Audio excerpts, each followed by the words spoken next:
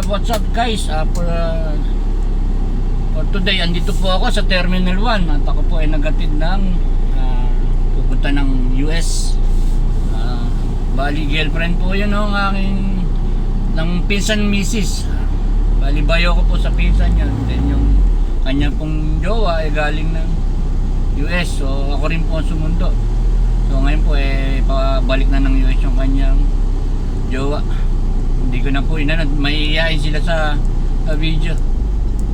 So ngayon ako po bababa muna rito sa parking at hihintayin ko po yung aking bayo sa pinsan.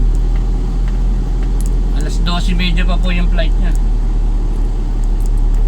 Guys, andito ako para makita nyo lang kung nasaan ako.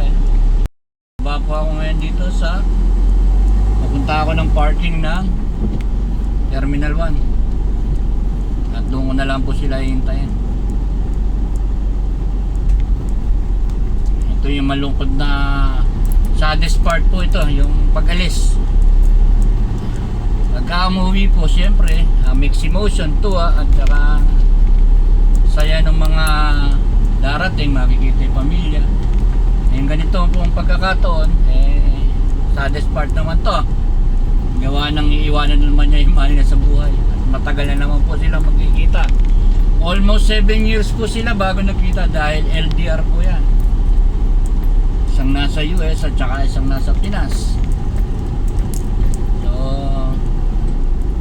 maaari po siguro ngayon hindi na ganun katagal ang kanilang pagkikita ulit. So maaari pong baka sumunod na si Bayo sa Amerika pag naayos yung papel niya. Guys, ito papasok po ako ng parking. Ito nga lang din ang malungkot dito sa parking ng Terminal 1. Open parking po kasi ito. So wala akong pwedeng silungan dito. Napakainit pa naman guys. Buka po tayo ng ticket. Thank you. Guys, ito yung ticket dito sa Terminal 1. Tahanap po ako ng maya parkingan dito na medyo malamig-lamig.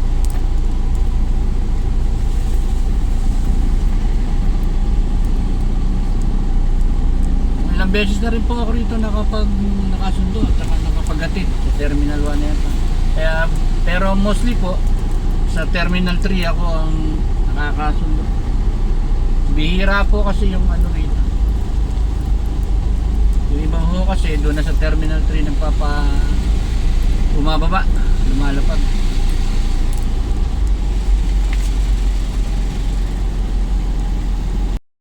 Ayan guys, hanap tayo ng mga parkingan. Sana may makita tayo, kundi ikot-ikot tayo dito. Ganyan po rito sa Terminal 1 Wala ka nakikitang parking, ikot ka ng ikot.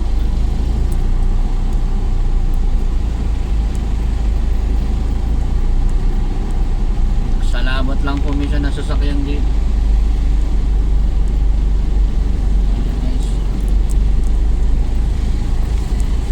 Ikot-ikot, hanap-hanap.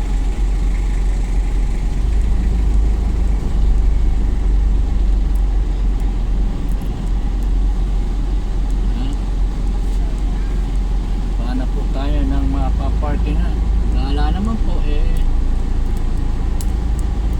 mag-hazard na lang tayo, tatabi na lang tayo para hindi tayo makamba.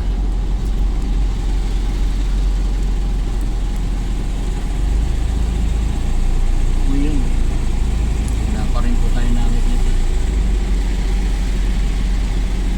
Ikot-ikot pa rin po tayo, ikot-ikot, napakarami pong sasakyan. Misa marami pong susundo or maghatid.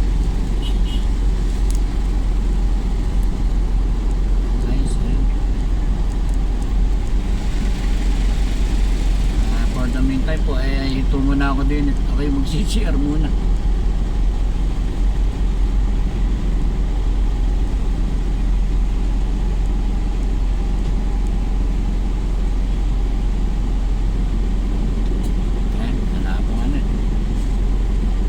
Babara ko muna po din para ako'y magsi-share lang muna.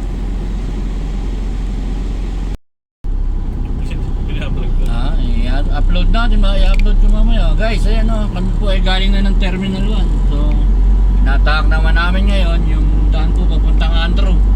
So, lulusot po kami ng puntang Skyway. At kami po ay mag-Skyway na lang uli para ala nang hasal sa daan. So, guys, so, time check, 11:14 guys ang tanghali. Samahan nyo kami guys na tahakin namin itong kabaan ng Andrew, and then papasok po kami ng Skyway punta po ng Bulacan. Guys, itong aming lakad na to sabi ko nga po sa inyo, naghatid lang ako na papunta ng US.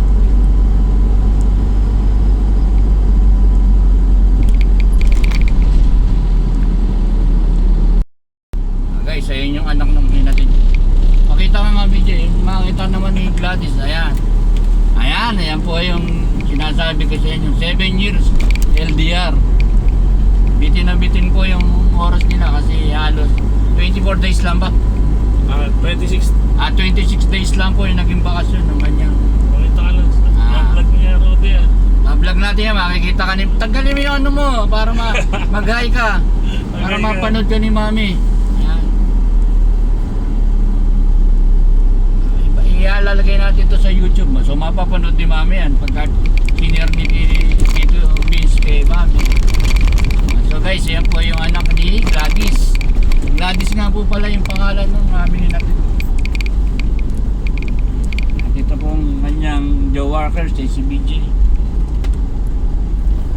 Sabi ko nga po sa inyo, 7 years yan bago nagkita. So ngayon siguro baka medyo madalas na uli yung bakasyon ni Gladys. Pauwi ng Pinas. Guys, ito ngayon ng aming tatahakin. Papakita ko sa inyo. Kami po ay nakapila rito sa packet ng Skyway Gatan. so guys, Kaligatan. Ayun Kaligatan TV. Guys, ayan po kami packet ng ngayon ng Skyway.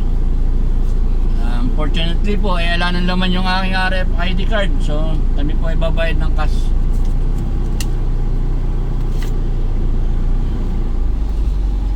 Ang kagandaan kasi dito, pagka dito ka umakyat, tamat medyo may kamahalan, pero dire-diretso naman po ang takbo. Unlike dito sa baba na napakarami pong stoplight, then mayroon din pong mga huli kung minamalas-malas ka. Open mo wifi mo. Search mo sa YouTube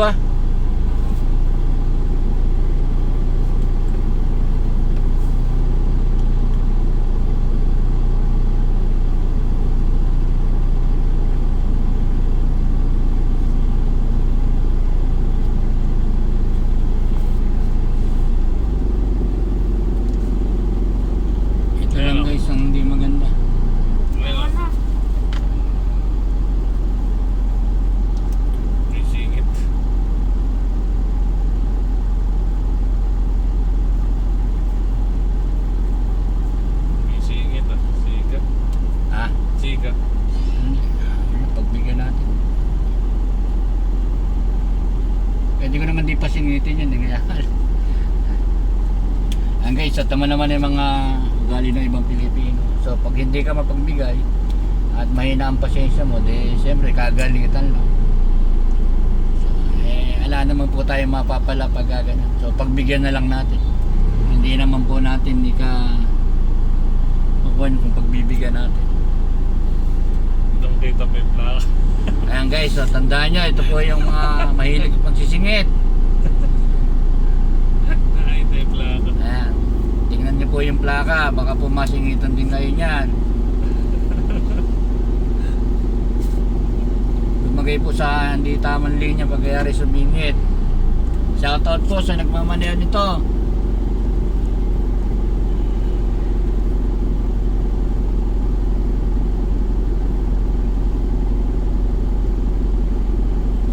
So guys, ayan, babayan po tayo.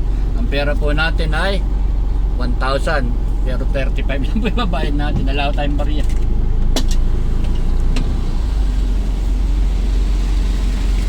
Yeah, pasensya ka na. Talagang nasimula eh.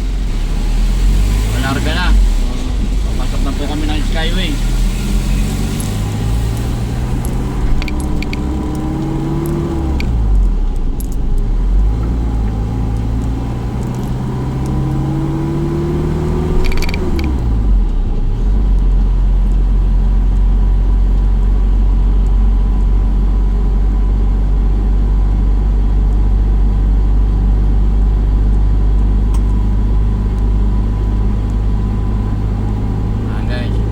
Palang daan ng Skyway na to pakita ko sa inyo, galing po kami dito sa may Terminal 3.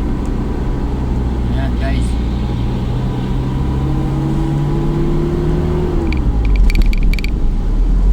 dalawa po yung daan ito, isang papuntang Alabang and then papunta po ng Cubao, Magallanes. So guys, dito po tayo sa bandang left, at kasi po pag dito sa right, ang punta po ninyo ay Alabang to Calamba.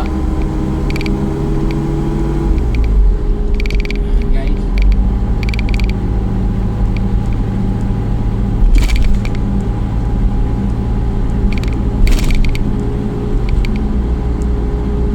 hindi naman no kayo maliligaw kasi may mga signage po rito na kulay green, just in case na first time mo kayong madadaan dito.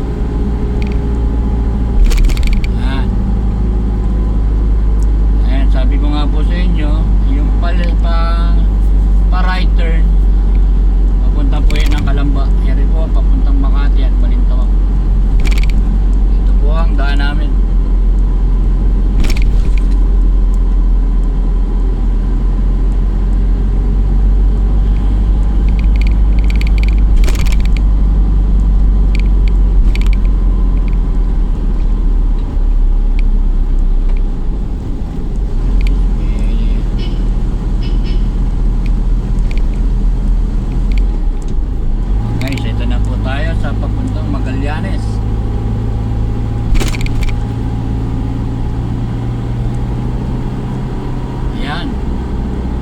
Sad to say guys, traffic na naman po.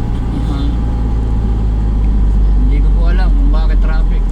Umiwas nga kami sa baba para hindi kami ma-traffic. So, traffic din po pala. My goodness. So baka naman po dito lang, yung lugar na to. So guys, ito na po ang kadiretsuhan ulit na papuntang Balintawak.